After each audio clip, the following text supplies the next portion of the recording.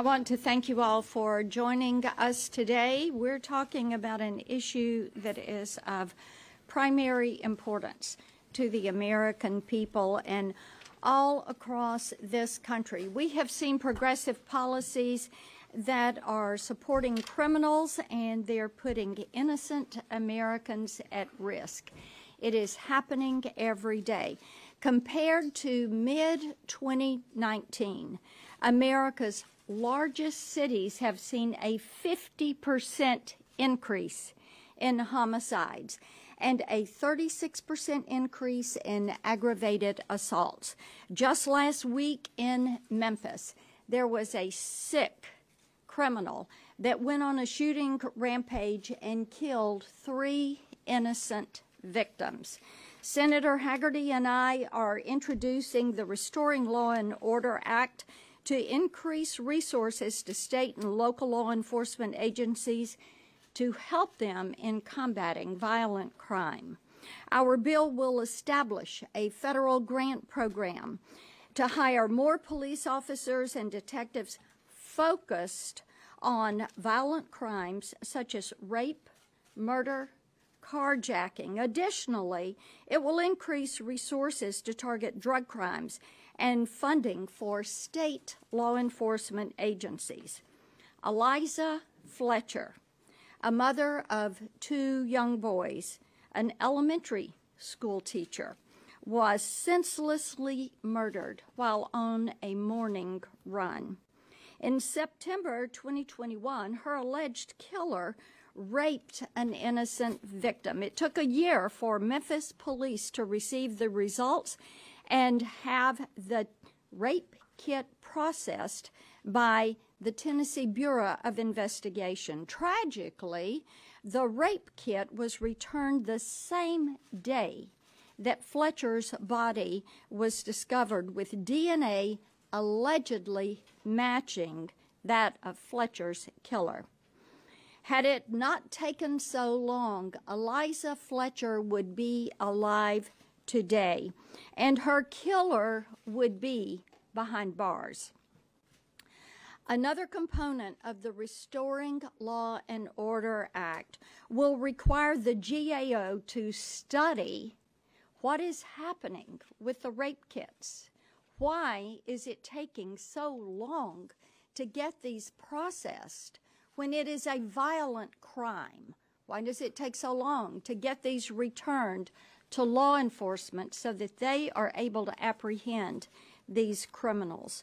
We need to increase resources for law enforcement, root out weak-on-crime prosecutors and judges, and keep violent criminals locked up. If you do the crime, it is imperative that you serve the time. Senator Hagerty and I have been great partners. We are working with the mayor of the city of Memphis. We are offering solutions to combat this violent crime wave that is plaguing our nation and our cities. Senator Hagerty is leading a letter to the president to be certain that he immediately steps up and deploys all resources available to help with this crime wave. At this time, I want to turn it to Senator Hagerty. Thank you, Senator Blackburn, and thank you all for being here today. The American public has had enough. The crime wave that's rolling across our country is tragic. As Senator Blackburn mentioned, we're seeing record high levels of crime in every major city. Memphis saw a record high this past year alone. We've got to step up and do something about this, and we've had an administration that prioritizes anything but dealing with crime. In fact, as many of the members of this administration were running for office, I think about Vice President Kamala Harris, she actually raised funds to bail out criminals early. One of those criminals that her fund bailed out just a few weeks ago murdered somebody 3 weeks after being released on bail that now Vice President Harris's fund provided. We've got to turn away from this weak-on-crime sort of environment. It starts at the top. The tone at the top right now has got to be much more stringent and much stronger. As Senator Blackburn mentioned, we are working on legislation right now that will address this, but we're moving more urgently. The letter that we sent this week to President Biden, encourages him, and we're ready to work with him to step up, to address this problem, to use some of the tried and true principles that have already worked. You think back to the Trump administration, Operation Legend was a process that worked, that helped address this sort of crime and helped address it in our state alone. So we need to properly resource law enforcement now. We'll work on it through legislation, but the President has the ability to step up right now and help us address this. We're calling on him to do that, and I look forward to my colleagues and I working together to make certain we get this problem addressed. Thank you. Senator Grassley? Thanks to you two Tennessee colleagues for leading this effort, and if all 98 other senators were speaking up on this subject, we'd probably get something done in regard to it. Well, you've heard all about the fact that Americans face a violent crime wave, especially in our blue cities. Compared to 2019, repeating what Senator Blackburn said, 50% increase in murders, 36% increase in assaults.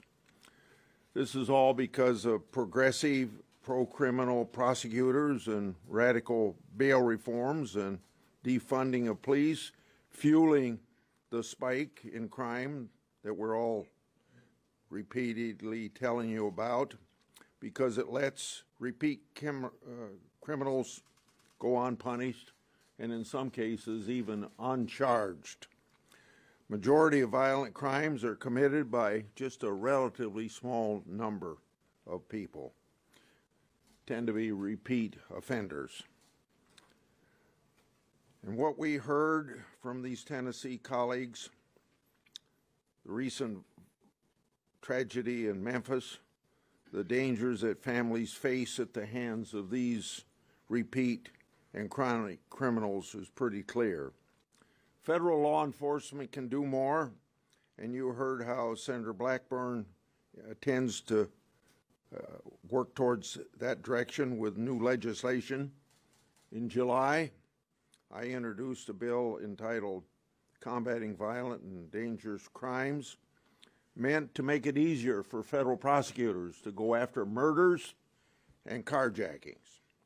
This bill has 26 Republican co-sponsors. The House has a forthcoming companion bill. I urge my Democrat colleagues to join this effort to fight violent crime, because in a bipartisan way we can get more done. Thank you. Senator Johnson? Well, I also want to thank Senator Blackburn and Senator Hagerty for their leadership on this issue, and also Senator Grassley, who's been steadfast in being tough on crime. The statistics in Wisconsin, in Milwaukee, are equally grim.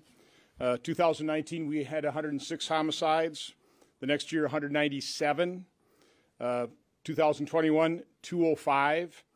And this year, we're 40% above those levels at 161 year to date. It's important to understand that these grim statistics didn't just happen.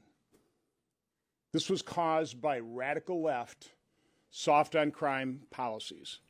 You know, for example, the defund police movement. In 2008, Wisconsin had 14,400 law enforcement officers.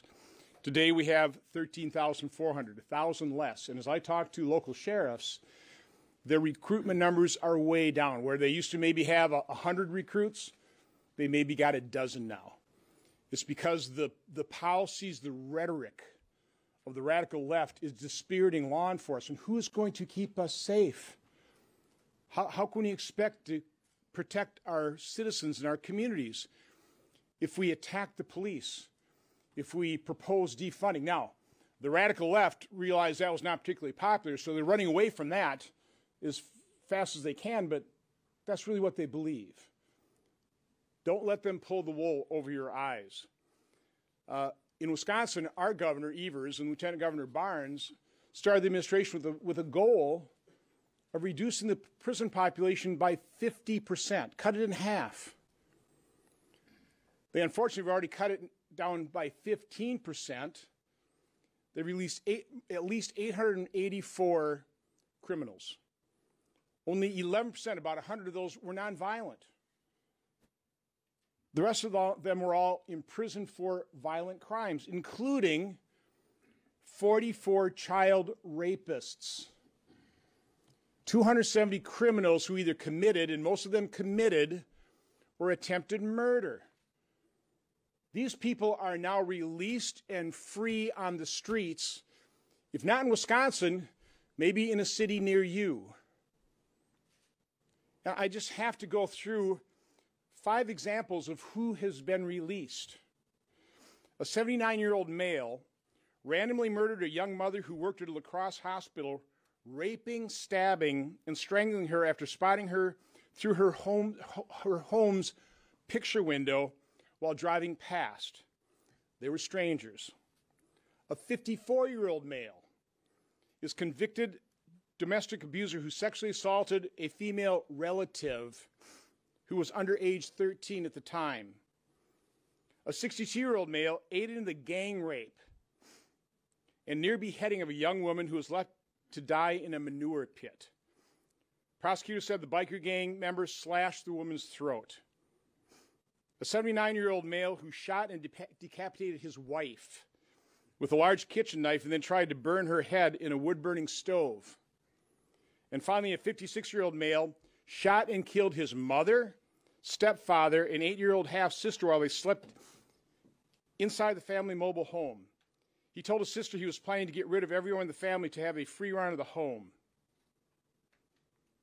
These are just 5 of the approximately 784 violent criminals that radical leftists, Wisconsin's governor and Lieutenant Governor Barnes, have let out to prey on our fellow citizens. These people have to be stopped. Senator Kennedy. Thank you, Senator. I'm not going to quote to you the statistics. You know them. I'll just mention it in the largest city in my state, New Orleans, homicides are up 40%. Robberies are up. Carjackings have become a huge problem. And that's not just in New Orleans. We have a serious crime problem, for example, in Baton Rouge. Long term, we can debate the solutions to crime, but short term, in my judgment, we have to do 3 things. Number one, we've got to hire more cops. In New Orleans, for example, we have less than 1,000 police officers on the streets. We need at least 2,000. That's going to cost money, about which I'll speak in a second. Number two, we're going to have to stop the retirements among our police officers. They're retiring in droves. It's going to cost more money, in part, to keep them from retiring. I mentioned money on number one and number two because we live in the real world. But let me say that the state and local government has more money today across America than it has ever had, in large part, not totally, but in large part because we sent it to them. And they need to use that money. The third thing we need to do to get control of crime won't cost any money, but it may be the most difficult of all 3 of the things we have to do. We have to improve the morale of our cops. And that starts with our elected officials. I want to choose my words carefully here. No one supports police abuse. No one does. Do we have some bad cops? Sure. And when a cop intentionally breaks the law himself or herself and hurts somebody else, they should be punished. And in most cases, they are. But on the other hand, cops are not guilty until proven innocent. And we have a lot of, as Senator Johnson talked about, we have a lot of public officials that have taken up this mantra of disrespect the police. Not just defund them, but disrespect them. And we've paid a price in terms of morale. We have some elected officials who think cops are now a bigger problem than criminals. We have some elected officials who think that if a cop shoots a criminal, it's always the cop's fault. But if a criminal shoots a cop, it's always the gun's fault. That's the source of bad morale among our police officers. They don't want a free ride. They just want to know that that if they have to make a split-second decision in good faith and someone gets hurt, that their government will stand behind them. And that's got to change as well. And I'm very disappointed that we've heard nothing, zero, zilch, nada out of the Biden administration in terms of supporting our police. Senator Braun. We've heard zilch out of the Biden administration because it would be hard for them to explain how we've gotten to this point, especially when their party has run most of the administrations, even the politics within the police forces in the 25 or 30 largest cities. That's a hard thing to justify to where you'd do an about face. I was up in the region, that's a part of Indiana that's just inside the state near Chicago, 35 police officers over the break, and they wanted to get together, frustrated, because record levels of fentanyl and cocaine are flooding the streets in a place like Indiana. And cited what Senator Johnson talked about.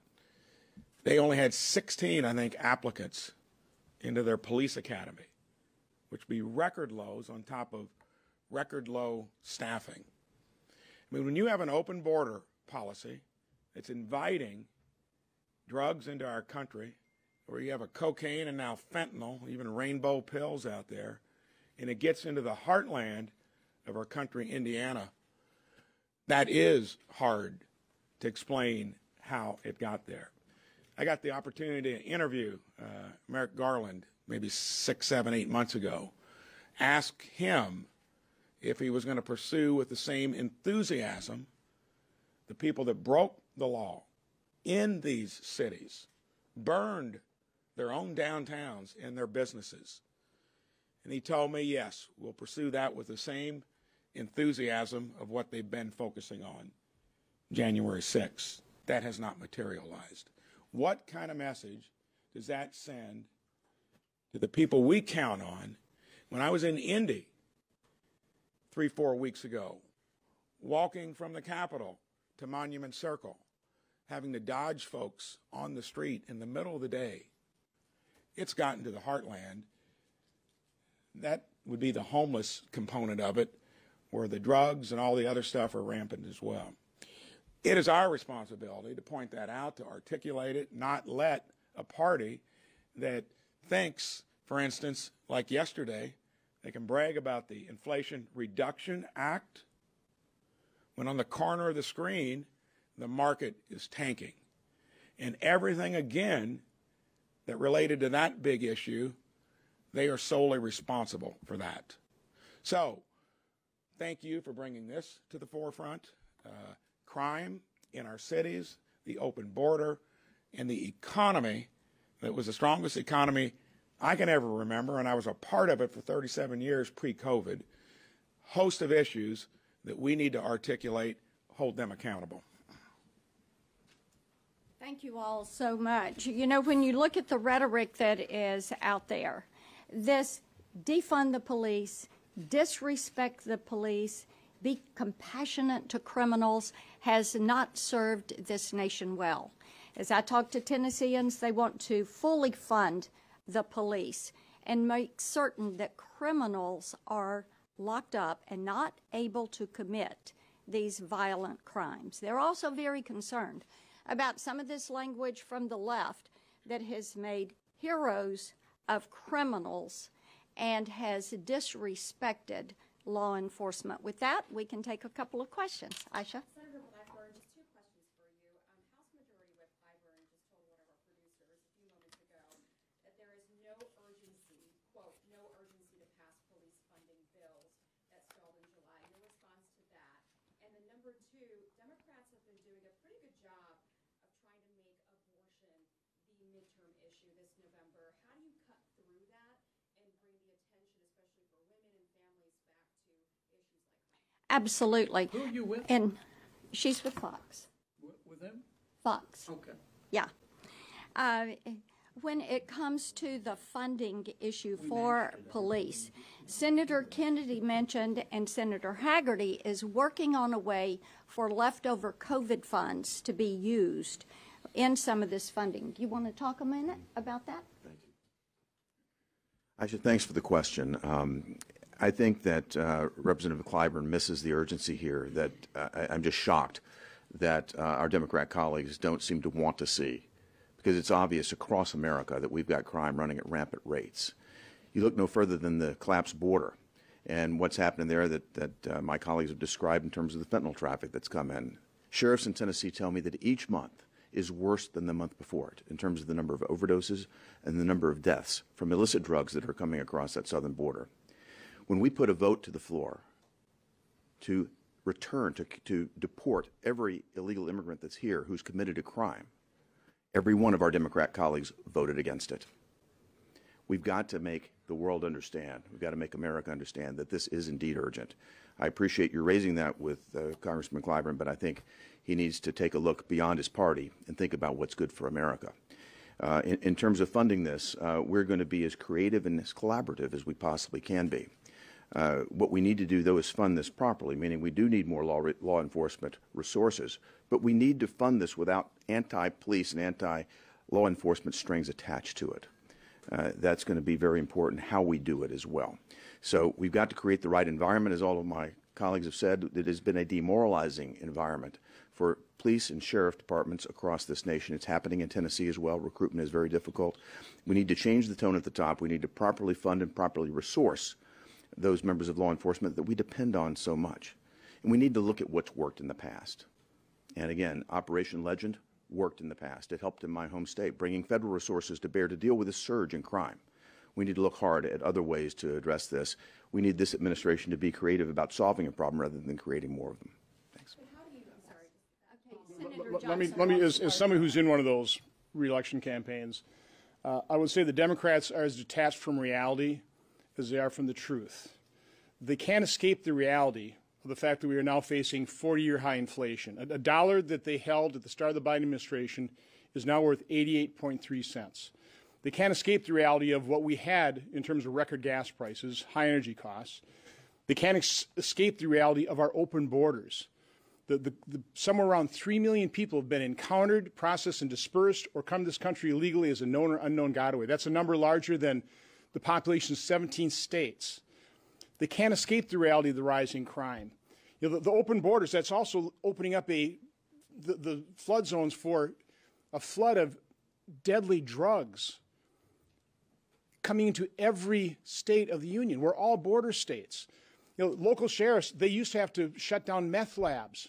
They don't have to do that anymore because those meth labs have been put out of business by the Mexican drug cartels, who can more easily and more cheaply and in a more deadly result flood America with methamphetamines and with fentanyl.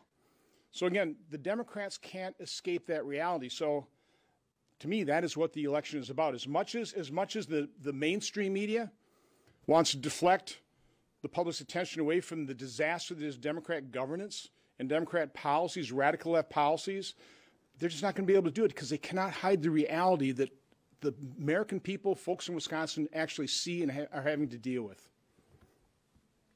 Aisha, I think it's not so much an issue of Republicans breaking through with their message.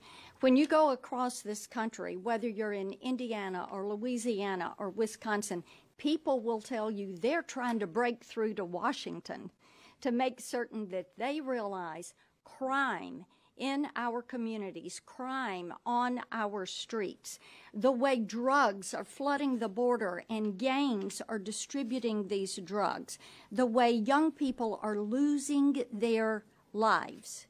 The American people want something done on this issue. This is why we are working on legislation. It is why we are imploring the White House, take the measures that are at your disposal right now and begin to exercise that authority in order to get the crime situation in our nation's cities under control.